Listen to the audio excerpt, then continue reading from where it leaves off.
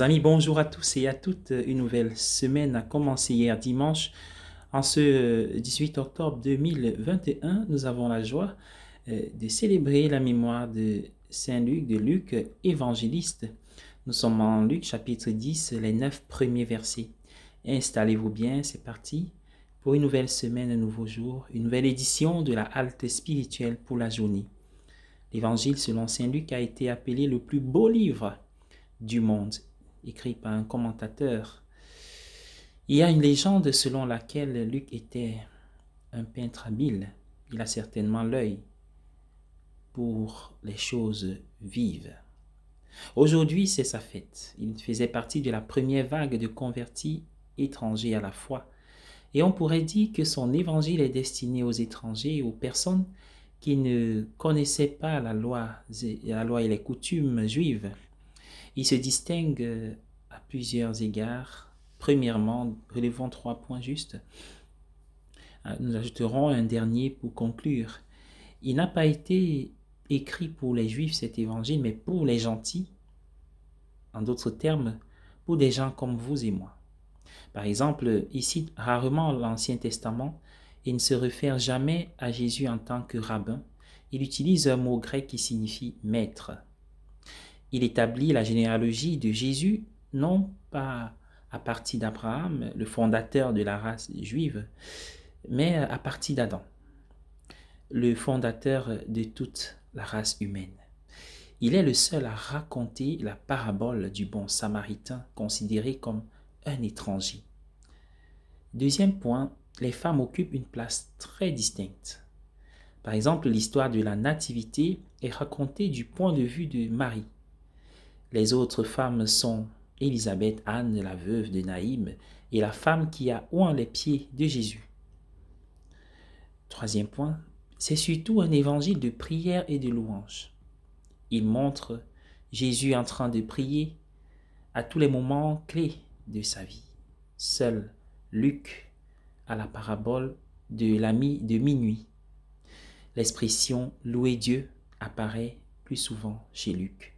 Voit notamment les 3 grands cantiques, le Magnificat, le Benedictus, le Nunc Dimittis. Ce matin, en célébrant donc Saint Luc, nous célébrons un des 4 évangélistes, lui, celui-là qui est le seul à avoir écrit une deuxième œuvre, les Actes des Apôtres. Entre son évangile et les Actes des Apôtres, Luc est responsable d'un quart du Nouveau Testament. Dans la première lecture de ce matin, Paul, à un moment de grande vulnérabilité personnelle, se plaint du fait que tous ses compagnons l'ont abandonné, à l'exception de Luc. Seul Luc est avec moi, dit Paul. Luc est dépeint dans cette lecture comme le compagnon fidèle de Paul. Vers la fin de cette lecture, Paul répète que tous m'ont abandonné, mais il déclare ensuite que le Seigneur s'est tenu à mes côtés et m'a donné la force. Il ajoute, seul Luc est avec moi. Le Seigneur s'est tenu à mes côtés. Paul semble dire que le Seigneur s'est tenu à ses côtés en la personne de Luc, que Luc lui a révélé la fidélité du Seigneur. C'est l'appel que nous avons tous reçu, bien-aimés, depuis notre baptême, révéler quelque chose de la fidélité du Seigneur les uns aux autres. Le Seigneur se tient à nos côtés dans et par ceux qui nous sont fidèles lorsque nous nous sentons vulnérables et faibles. Dans la lecture de l'Évangile, Jésus envoie 72 de ses ouvriers et leur demande de demander à Dieu d'envoyer encore plus d'ouvriers dans la moisson.